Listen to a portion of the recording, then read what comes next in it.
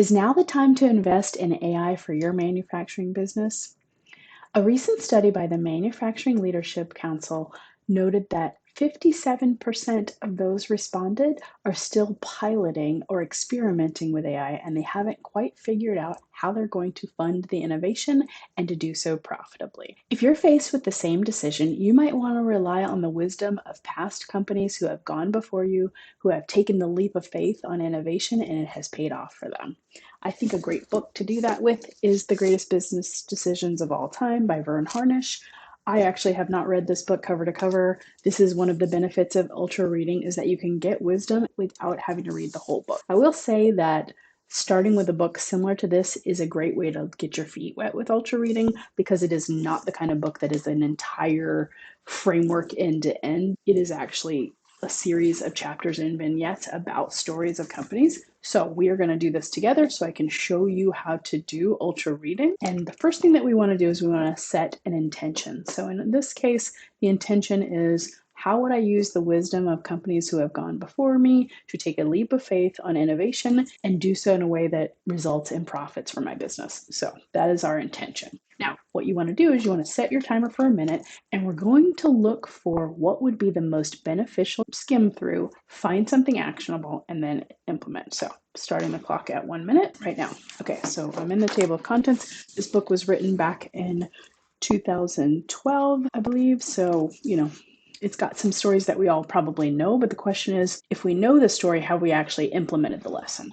And so when we scan through, we see that there's stories about Zappos, the shoe company. There's stories about Apple and Steve Jobs coming back, Samsung, J&J, Walmart, IBM. There's also one about Toyota, and I really think that that might be the one that we should go with. We've got about 13 seconds left. The HP way, Henry Ford, doubling workers' wages. So there's little chapter titles, but I think of the things here, Toyota pursuing zero defects is probably the best option. Okay, so our minute is up. Now, what you want to do is you want to figure out what chapter that is. This starts on page 117 of this book.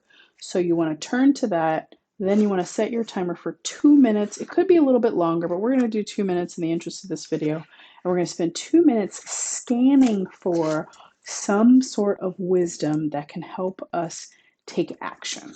So I'm on page 117 now, Toyota and the zero defects, and now I'm going to start the clock for 2 minutes. So as I scan through, we get a little backstory about Toyota and the founder. The first cars shipped to the American market in the 1950s. There's all sorts of kind of backstory that Verne Harnish puts there. But in 1961, they stopped selling cars in America and withdrew from the market. So there was this desire to re-enter the American market. They needed some way to kind of crack the code. Again, I'm just skimming. I have not read this whole chapter.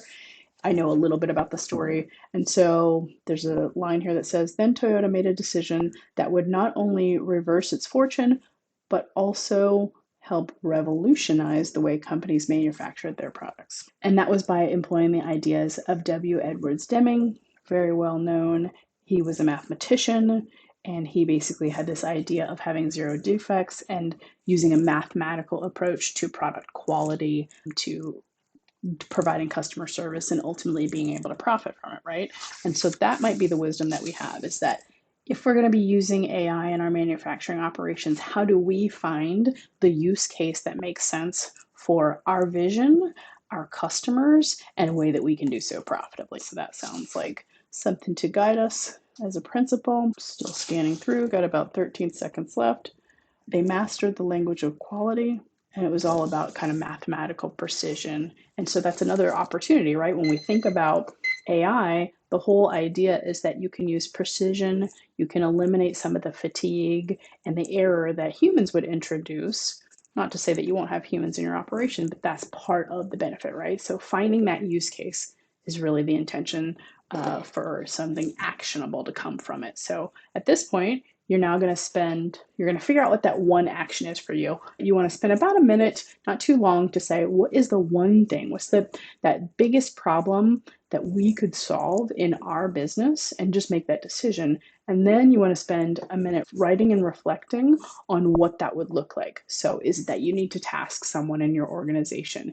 Is it that you need to find the budget to dedicate to it? Is it that You need to find some sort of training so that you don't jump into a large investment without knowledge. Whatever that is, sit down, write, and reflect what that would be for you. And so that's how we can take wisdom from business books, from case studies, from companies that have gone before us, and really implement that without feeling like we had to read this book cover to cover. So that's the power of ultra reading. We're going to be doing this for a series here. So I invite you to like this video if you enjoyed it, come back and subscribe